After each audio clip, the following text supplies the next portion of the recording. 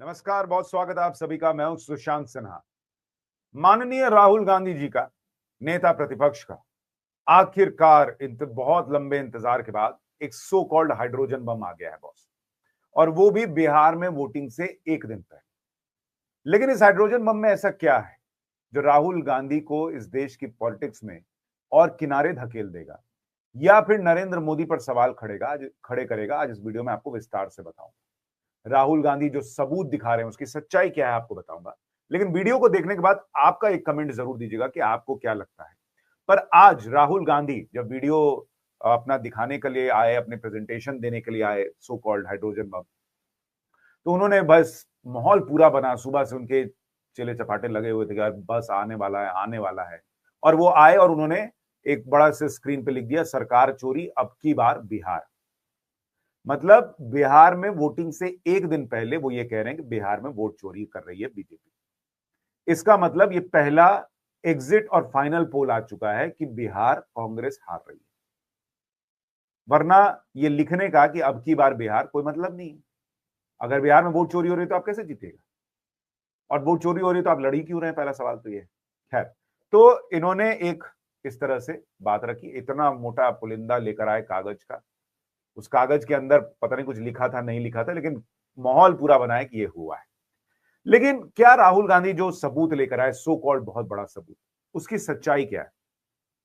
देखिए, कोई भी आदमी जब कोई बात कहता है या समझाने का प्रयास करता है तो पहले तो उसकी खुद की समझ कितनी है यह समझना जरूरी है, और दूसरी उसकी नीयत कैसी। फैक्ट्स पर भी आएंगे तीसरे नंबर पर। लेकिन समझ और नीयत, ये दोनों जब इंटैक्ट होते हैं तब लगता है कि हाँ, ये आदमी सही कह रहा होगा। अब राहुल गांधी की समझ को लेकर अगर बात करें तो उनका कल का मैं आपको एक बयान सुनाता हूं। पहले समझ देखिए, फिर नीयत पर और फैक्ट्स पर आता हूं। मैं आपसे पूछना चाहता हूं, सबसे पहले जब आप जियो का फोन इस्तेमाल करते हो और वीडियो बना के अपने दोस्त को भेजते हो, इंस्टाग्राम की रील बनाते हो, तो पैसा किसके जेब में जाता है? अदानी। अदानी। कब हो गया ये? कब हुआ कब? अब जो व्यक्ति कल कह रहा हो कि जियो का मोबाइल से रील बनाने पर पैसा अडानी के पास चला जाता हो, आप उस व्यक्ति के समझ को आप समझ जाइए। मुकेश अंबानी और अडानी खुद बेचारे परेशान होंगे कि जियो के मोबाइल से रील बनाने पर पैसा एक तो कैसे बनता है। दूसरी बात, मान लीजिए आप आप कनेक्शन जो लिए हैं और उसका मंथली सब जो पैसा भर रहे हैं रिचार्ज का, उसकी बात कर रहे हैं, तो जियो के मोबाइल से रील बनाने पर अडानी को पैसा कैसे जा रहा है? मुकेश अंबानी अपने सीए को कह रहे होंगे कि अरे उधर कैसे पैसा जा रहा है जी। अडानी चेक कर रहे होंगे कि पैसा आ रहा है तो बढ़ क्यों नहीं रहा है। तो ये तो इनकी समझ है बॉस कि रील बनाने से पैसा जो है वो जियो के मोबाइल से अडानी के पास चला जाता है। अब आते हैं नियत पर। जिस आदमी की समझ ऐसी हो वो आपको क्या समझाएगा। अब आते हैं नियत पर। इनकी नियत, आप इनके पीछे देखिए क्या लिखा हुआ है। India's Gen Z and youth have the power to restore our democracy with satya and ahimsa. Satya and अहिंसा तो जोड़ दिए क्योंकि सवाल उठने लगा था कि क्या चाहते हैं, लेकिन इनका पूरा फोकस जेन जी पर है। और जेन जी आजकल दुनिया के अलग अलग देशों में क्या कर रहा है आपको पता ही है। एक बार सुनिए इन्होंने क्या कहा। What we are saying, and we are absolutely going to prove it to you 100% using data. And I want the young people of India, Gen Z, to understand this clearly, because this is about your future. What is being done is being taken from you. You are being stolen from your future. अब इससे आप इनकी नीयत भी समझ गए कि नीयत में सिर्फ ये है कि भाई किसी तरीके से जेनजी जो है ना वो मेरे साथ खड़ा हो, क्योंकि चुनाव में तो ये हरा नहीं पा रहे। इनकी बातें लोगों के समझ में आ नहीं रही, लोगों ने इनको नकार दिया। खाली नाम में गांधी लगा लेने से कैसे जीतिएगा। अब आते हैं इस बात पर कि नीयत इनकी जो है वो क्या है और समझ क्या है। अब ये पूरा जो इन्होंने माहौल बनाया वो किस बात पर बनाया? इन्होंने कहा कि हरियाणा चुनाव में चोरी, वोट चोरी हुई और हम जीत रहे थे। क्यों भाई, कैसे जीत रहे थे? तो इन्होंने कहा सारे एग्जिट पोल जो आए थे वो कह रहे थे रिजल्ट के पहले कि कांग्रेस की सरकार बन रही और हमारी सरकार नहीं बनी, इसलिए वहां पे वोट चोरी। ये वो व्यक्ति हैं जो खुद जब एग्जिट पोल आता है तो सबसे पहले जब कांग्रेस की हार दिखाई जाती है तो कहते हैं ये तो मोदी का पोल। आज उसी एग्जिट पोल को जो हरियाणा में आ गया था, चूंकि उसमें इनकी जीत के दावे हो गए थे, तो उसको आधार बना के कह रहे हैं वोट चोरी हुई है। एग्जिट पोल पे इनके खुद के भरोसे का जरा लेवल देखिए। इसका नाम एग्जिट पोल नहीं है, इसका नाम मोदी मीडिया पोल है। ये मोदी जी का पोल है, फैंटेसी पोल है उनका। अभी बता है भाई। But we decided to zoom into Haryana and go into details about what had happened there. As you all know, all polls pointed to a Congress victory. These are exit polls that we have on the screen. 5 top exit polls after the elections have taken place are saying Congress is sweeping from 58, 54 to 62 seats. Some are giving BJP 20, some are giving BJP 28, but it's very clear that this is a massive sweep.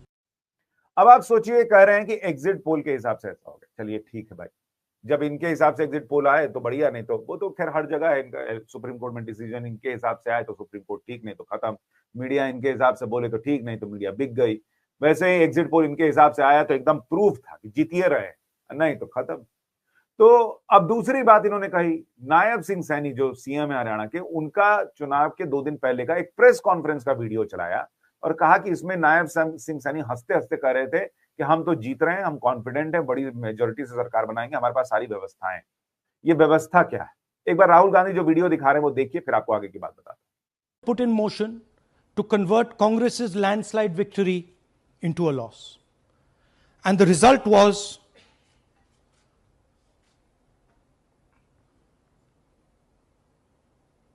मैंने शुरू से ये कहा है कि Bharatiya Janata party एक तरफा सरकार बना रही है। हमारे पास सारी व्यवस्थाएं हैं, आप चिंता मत करिए। Now, please notice the smile on his face. अब राहुल गांधी के लॉजिक के हिसाब से, चूंकि नायब सिंह सैनी ने व्यवस्थाएं शब्द इस्तेमाल कर दिया और हंसते हुए बोल दिया, इसका मतलब यह है कि चुनाव चोरी हुआ। ये घर में जॉइंट फैमिली में रहिएगा ना, तो कई बार ऐसा होता है कि बड़की बहू जो है वो छोटकी बहू को देख के ऐसे से कुछ कर रही थी, इसका मतलब मेरी शिकायत कर रही है। नायब सिंह सैनी ऐसे से हंस दिए, इसका मतलब जो है वो गड़बड़ मामला। व्यवस्थाएं क्या है? बहुत व्यवस्था है कि भाई वो ये कह रहे हैं कि हमारी अपनी व्यवस्थाएं, हमको भी फीडबैक मिल रहा है कि हम सरकार बना रहे हैं। आपके जैसे कार्यकर्ता उनके सोए हुए नहीं है, उनके पास संघ की शक्ति है। वो वोटर को घर से निकाल के ले जाते कि चलिए वोट नहीं डालिएगा बॉस, चलिए लाइन में लगिए वोट डालिए। ये है उनकी व्यवस्था। जब लोकसभा चुनाव में थोड़ी ढीली पड़ी थी तो क्या हुआ था वो लोगों ने देखा, और ये हंस दिए, मुस्कुरा दी, व्यवस्था बोल दी, इसलिए वोट चोरी हुआ। आप कई बार चुनाव में दावा ठोकते हैं कि मोदी हार रहा है, तो तड़ाक करके तो बात करते हैं मोदी हार रहा है, तो आपने वोट चोरी की हुई है, क्योंकि आप हार जाते हैं तो इसलिए आपके वोट चोरी नहीं होगा। अगला सुनिए, अगला ये लोग लेकर आए कि एक ब्राजीलियन सिटीजन है मैथ्यूस फेरोरो, उसने 22 नाम उसका जो है हरियाणा में है, और उसने जो है वो कई बार वोट किया। स्वीटी टू सरस्वती, ये महिला की फोटो लगी हुई। अब भाई एक तो पहली बात ये कि इनकी टीम का रिसर्च वर्क आप देखिए, जिसको ब्राजीलियन मॉडल बता रहे हैं मैथ्यूस फेरोरो, वो मैथ्यूस फेरोरो है ही नहीं। मैथ्यूस फेरोरो तो उस फोटोग्राफर का नाम है जिसने इस महिला का फोटो खींचा था। ये तो इनकी समझ और इनके रिसर्च का लेवल है कि उसी को महिला बता दी। दूसरी बात कह रहे हैं कि महिला की फोटो लगी हुई है और 22 जगह इसने वोट डाला है। भाई इस तरीके से तो यूपी में 2018 का आपको क्लिप दिखा रहा हूं, दुर्गावती के सामने सनी लियोनी की फोटो लगी हुई थी, तो सनी लियोनी 2018 में आके वोट डाल रही थी। हाँ, कोई पूछे इनसे? या फिर जो फॉर्मर कैबिनेट मिनिस्टर थे नारद राय, उनके चेहरे की जगह एलिफेंट की फोटो, हाथी की फोटो लग गई। कुंवर अंकुर सिंह की फोटो की जगह जो है वो डियर की फोटो लगी हुई। तो ये लोग हाथी जाके वोट डाल के आया था क्या, या दूसरे जानवर डाल के आए थे? राहुल गांधी एक्चुअली इतना कटे हुए हैं इस देश की पॉलिटिक्स से, उनको पता ही नहीं है, उनके लोग भी वैसे ही हैं। तो बाद में पता चला कि डेटा एंट्री ऑपरेटर जो है उसने गड़बड़ी की थी। उसका मामला जो ये था कि भाई वो उसका ट्रांसफर हो गया तो चिढ़ा हुआ था, तो उसने फोटो जो है वो कई जगह लगा दी दूसरे लोगों, ताकि इस पे हंगामा हो। तो वो इस तरह की चीज को पहली बार हो रही है, बताइए। और उसके बाद जब इन लोगों से कहा जाता है कि भाई चलिए ये सब गड़बड़ हो रही है, आप देखिए लिंक्डइन पे भी कई लोगों ने इसी मॉडल की फोटो लगाई हुई। तो इसका मतलब लिंक्डइन में जो है सारे लोग, यही महिला जो है वो सबकी जगह नौकरी कर रही है। ऊपर से लोग पूछ रहे हैं, भाई राहुल गांधी ने क्लेम किया है कि भाई 223 बार जो है 2 बूथ पर एक महिला ने वोट किया। लोग कह रहे हैं भाई ये लॉजिकली पॉसिबल है, कि अगर 10-11 घंटे वोटिंग चलती है तो 223 वोट डालने के लिए जो है वो आपको जो है 20 बार प्रति घंटे वोट डालना होगा, और हर जो है वो 3 मिनट पर आपको एक वोट डालना होगा। पॉसिबल है कि कोई एक महिला लाइन में लगे, फिर अंदर जाए, वोट डाले, फिर बाहर आए, फिर लाइन में लगे, वोट डाले? सीधा सीधा मामला फोटो गड़बड़ लगने का हो सकता है। और यही बात तो इलेक्शन कमीशन कहता है कि भाई वोटर लिस्ट में डुप्लीकेसी हो सकती है, फोटो गड़बड़ हो सकता है, नाम गड़बड़ हो सकता है, एड्रेस गड़बड़ हो सकता है। इसीलिए देश भर में एसआईआर जरूरी है। तो जब इलेक्शन कमीशन एसआईआर करेगा तो छाती पीटते हैं, और उसके बाद उसी चीज को सबूत के तौर पर पेश करने लगते हैं कि देखो देखो हाउस नंबर 0 है, देखो देखो 2-2 वोट बना हुआ। अरे 2-2 वोट बना हुआ ही तो काटना ना है बॉस। पर इनको कौन समझाए? वही मैंने कहा ना कि समझ का खेल है, इनको समझ में आए तब तो। उसके बाद अब चुनाव आयोग कह रहा है कि भाई इतना, ये बिहार का कह रहे हैं आपकी बार बिहार में देखिए पूरा लिस्ट दे दिया चुनाव आयोग ने कि एक जगह इनके अधिकारियों ने शिकायत नहीं की कि नाम गलत है, वोटर लिस्ट गड़बड़ है। 0-0-0-0 देख रहे हैं, पूरा 0-0। चुनाव आयोग कह रहा है कि फाइनल बिहार रोल रिलीज हो चुका है। 18 लाख लोग और ड्राफ्ट रोल जो पेश किया गया था उसमें 18 लाख लोग और जुड़ गए, जिनका आया कि भाई ये गड़बड़ी है, मेरा नाम छूट गया है, मेरा नाम ये हो गया, तो 18 लाख लोगों के नाम और जुड़ गए।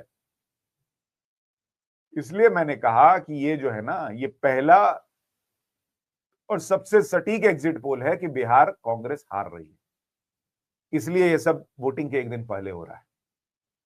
क्योंकि आप इनसे देखिए, पत्रकार ने फिर पूछा कि जाइएगा सुप्रीम कोर्ट, सुनिए क्या बोल रहे हैं।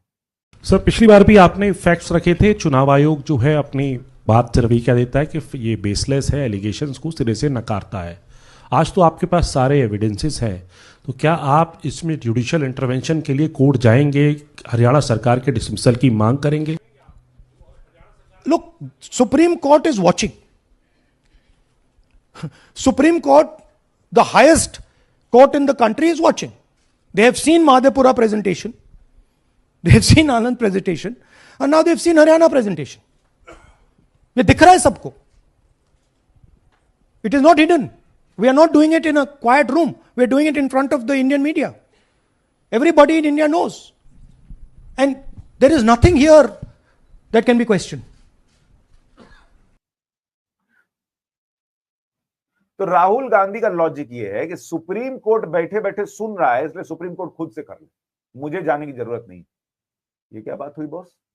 कि सुप्रीम कोर्ट जो है, ये आप क्यों नहीं जा सकते? सुप्रीम कोर्ट तो आपका ये प्रेस कॉन्फ्रेंस तब भी देख रहा था जब राफेल का मामला था, तब काहे गए थे?